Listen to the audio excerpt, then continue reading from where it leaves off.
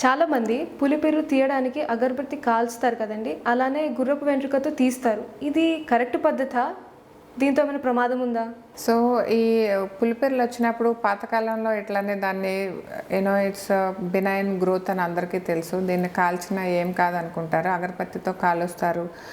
కాల్చినప్పుడు ఏమవుతుందంటే they don't have control అనమాట. మీరు కాల్చారు పైన స్కిన్ పోవటానికి, కానీ అది ఓన్లీ పులిపిరే కాలుతుందని ఏముంది, ఇంకా లోపల స్కిన్ కూడా కాలొచ్చు. అట్లాంటప్పుడు వాళ్ళు మా దగ్గరికి మచ్చలు పడి స్కారింగ్ పడి వస్తూ ఉంటారనమాట. సో వీలైనంత వరకు ఈ అగరబత్తితో కాల్చడం కానీ యాసిడ్స్ పెట్టడం కానీ ఇవి చేయొద్దు. చేస్తే గుంటలు పడవచ్చు ఆర్ నల్ల మచ్చలు పడవచ్చు. రెండోది గుర్రపు వెంట్రుకతో కట్టేస్తారు కొంతమంది, లైక్ ఇది పాతకాలం పద్ధతి. ఇదేంటంటే ఈ స్కిన్ ట్యాగ్స్కి మధ్యలో సెంటర్లో బ్లడ్ వెజల్ ఉంటుంది, దానికి ఫుడ్ సప్లైకి అనమాట.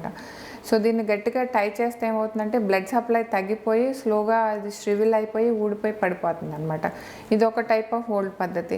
ఇది పనిచేస్తుంది, కానీ మీకు అది కట్టిన తర్వాత maybe after week, after 10 days or after month అట్లా ఊడిపోతుంది అనమాట. ఇంతకుముందు పాతకాలం రోజుల్లో ఇంట్లోనే ఉండేవాళ్ళు, కట్టేసుకుని కూర్చునేవాళ్ళు.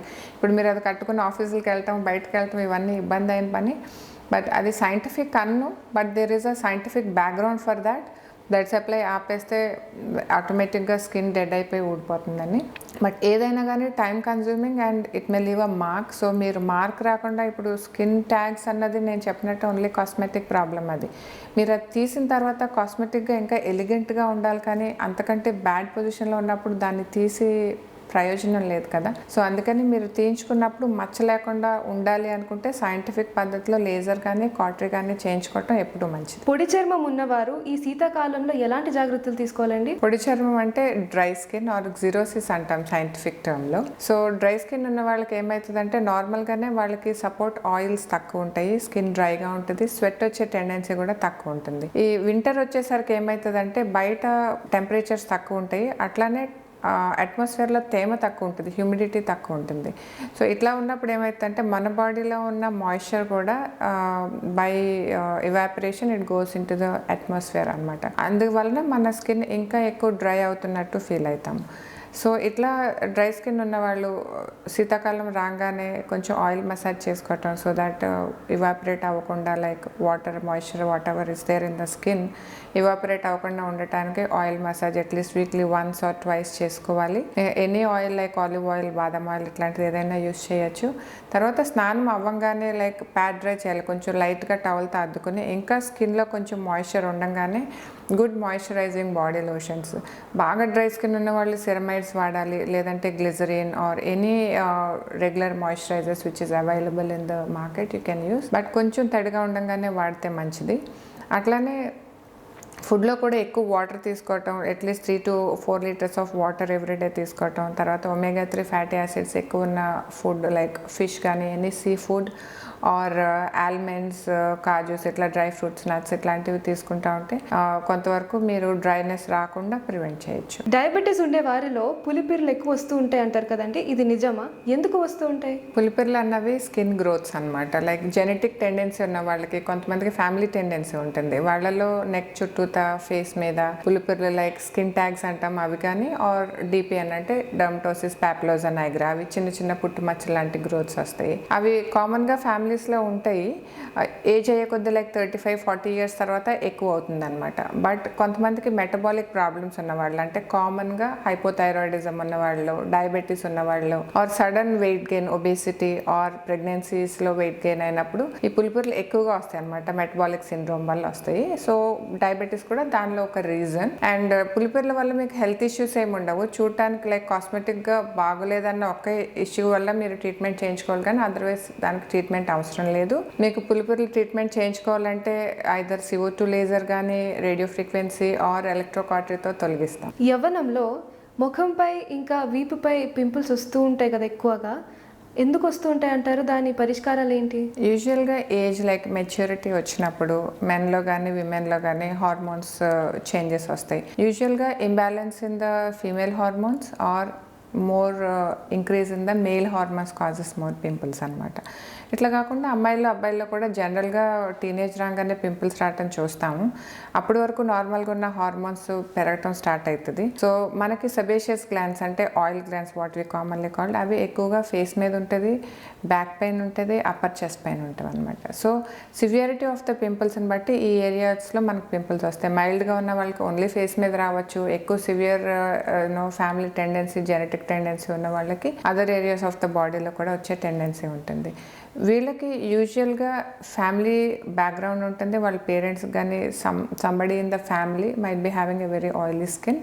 అండ్ వీళ్ళకి ఆయిల్ ఎక్కువయ్యి ఏవైతే ఆయిల్ గ్లాండ్ ఓపెనింగ్స్ ఉంటాయో, సెబేషియస్ గ్లాండ్ ఓపెనింగ్స్, అవి బ్లాక్ అవుతాయి అన్నమాట.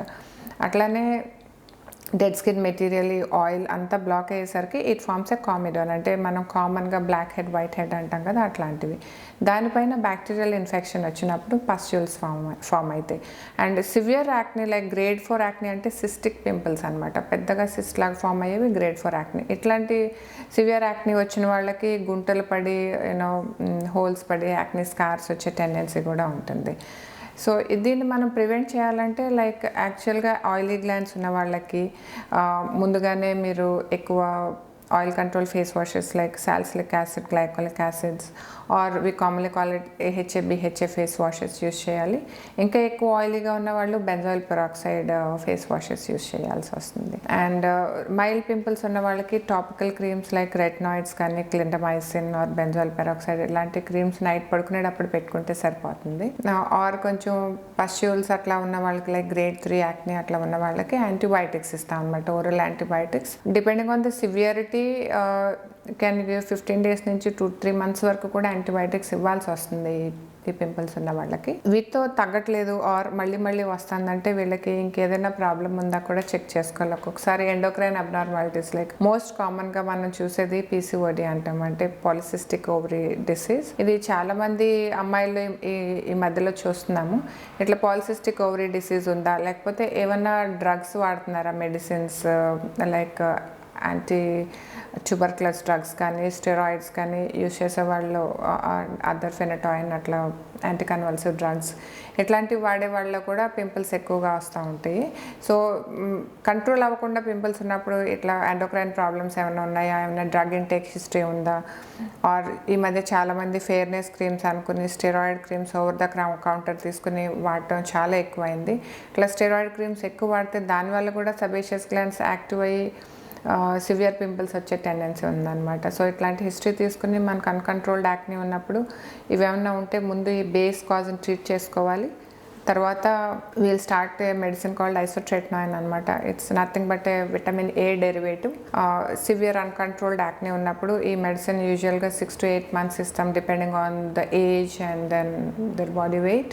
ఎన్ని మంత్స్ ఇవ్వగలిగితే like to control the acne, so that sometimes we call it as a permanent cure for acne. మీరు ఇది కంప్లీట్ డోస్ తీసుకుంటే మీకు మళ్ళీ పింపుల్స్ వచ్చే టెండెన్సీ ఉండదు. And at the same time PCOS ఉంటే మేము anti oestrogen medication like to regularise their cycles, ఈ మెడికేషన్ కూడా ఇవ్వాల్సి ఉంటుంది.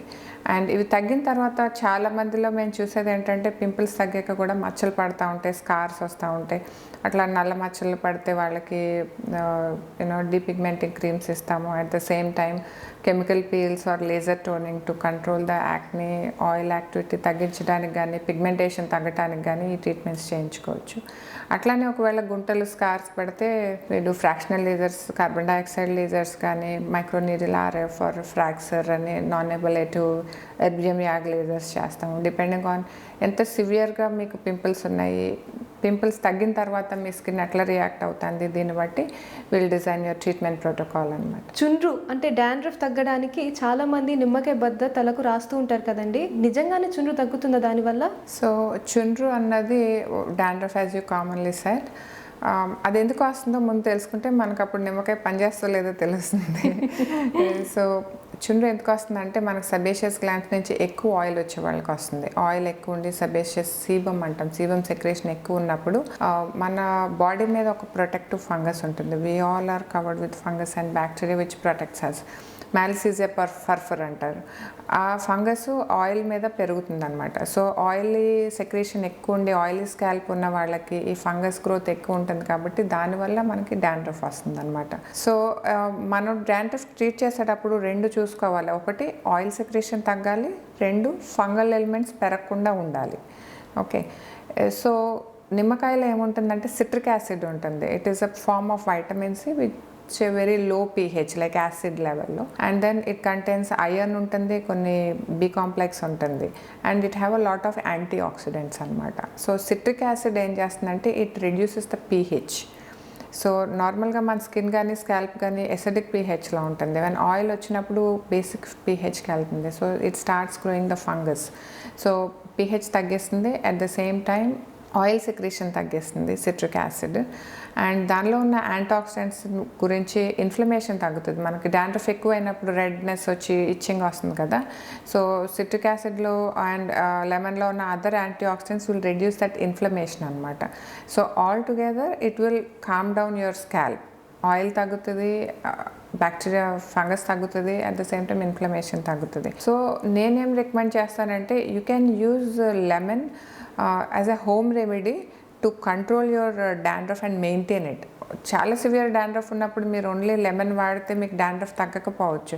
So use some anti dandruff shampoos control అయ్యే వరకు. ఆ తర్వాత మీరు యాంటీ డాండ్రఫ్ షాంపూ ఫ్రీక్వెన్సీ తగ్గించి రెగ్యులర్గా లెమన్ అప్లై చేసుకోవచ్చు. సో దట్ ఆయిల్ సెక్రేషన్ తగ్గుతుంది, మీకు ఫర్దర్గా డాండ్రఫ్ రాకుండా కంట్రోల్ చేసుకోవచ్చు. Thank you so much, Dr. Padmavati Garu, for your valuable time and valuable inputs.